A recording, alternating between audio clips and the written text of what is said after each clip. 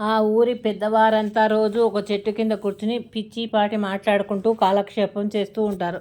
వాళ్ళతో పాటు అప్పుడప్పుడు చిన్నపిల్లలు అక్కడే ఆడుకుంటూ కాసేపు వచ్చి వాళ్ళ దగ్గరలో కూర్చుని వాళ్ళ మాటలు వింటూ ఉంటారు. అప్పుడప్పుడు వీళ్ళ మాటలు వినడానికి ఆ చుట్టుపక్కల ఉన్న ఆడవారు మగవారు కూడా వచ్చి కూర్చుని వాళ్ళ మాటలు వింటూ ఉంటారు. అలాంటి టైంలో ఒక పిల్లోడు వాళ్ళ పెద్దవారు మాట్లాడుకున్న కొన్ని విషయాలు గుర్తుకొచ్చి ఈ తాత వాళ్ళు అయితే అన్ని విషయాలు వివరంగా చెప్తారని, తాత, మన ఊరిలో రోజు రాత్రిపూట ఎవరో తిరుగుతుంటారంట కదా, కాళ్ళ గజ్జల శబ్దం గల్ గల్ అని వినిపిస్తాయి అంట కదా తాత. నేను ఒకరోజు రాత్రి మేలుకు వస్తే నాకు కాళ్ళ గజ్జల శబ్దం, ఎవరో నడుస్తున్న శబ్దం వినిపించింది. భయంతో శబ్దం కాకుండా అలాగే పడుకుండిపోయాను.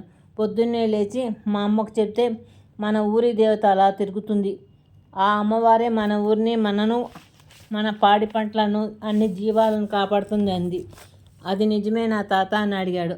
ఆ తాత, నిజమేరా, మన ఊరి వారంతా ఎలాంటి ఇబ్బందులు లేకుండా సుఖశాంతులతో ఉన్నామంటే ఆ అమ్మవారు తెల్లవార్లు మన ఊరిలో తిరుగుతూ అందరి కష్టాలు తీరుస్తూ కాపాడుతుంది అన్నాడు. చాలామందికి ఆపదలో ఉన్నప్పుడు అమ్మని తలుచుకుంటే వారికి ఆ అమ్మ వచ్చి ఆపదను గట్టెక్కించిందని చెప్తారు అనగానే ఆ పక్కనే ఉన్న తాత, నేను వయసులో ఉన్నప్పుడు మేకలను కాయడానికి వెళ్ళాను. ఆ దగ్గరలోనే అడవి ఉంది. అక్కడి దగ్గరలో పులి అరుపులు వినిపించాయి. అమ్మా, తల్లి కాపాడు అంటూ అక్కడికి దగ్గరగా ఉన్న గృహ వైపు పరిగెత్తాను. ఇంతలో మేకలు అరుస్తూ ఉన్నాయి. నేను వెనక్కి తిరిగి చూసేలోగా ఎవరో ఆడమనిషి ధైర్యంగా పులిని పరిగెత్తించింది నా మేకలను కాపాడుతూ. నేను దగ్గరికి వెళ్ళేసరికి ఆ అమ్మవారు మాయమైపోయారు.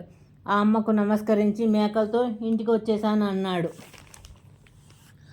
అలాంటి సంగతులు ఎన్నోసార్లు జరిగాయి మన ఊరి వారికి అన్నాడు ఆ తాత.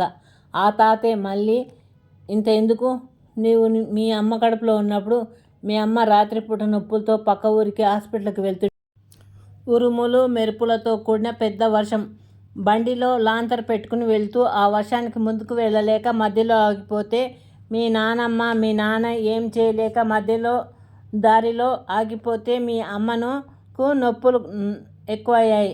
నొప్పులతో బాధపడుతూ అరుస్తూ ఉంటే అప్పుడే అక్కడికి ఒక పెద్దావిడ వచ్చి వాళ్లకు ధైర్యం చెప్పి కాన్పు చేపించి తల్లి బిడ్డను మీ వాళ్ళకు అప్పచెప్పి వెళ్ళిందని, ఆమె అంతకుముందు ఎక్కడా చూడలేదని, ఆ అమ్మవారే స్వయంగా వచ్చి కాన్పు చేసిందని చెప్పారు కదరా అన్నాడు.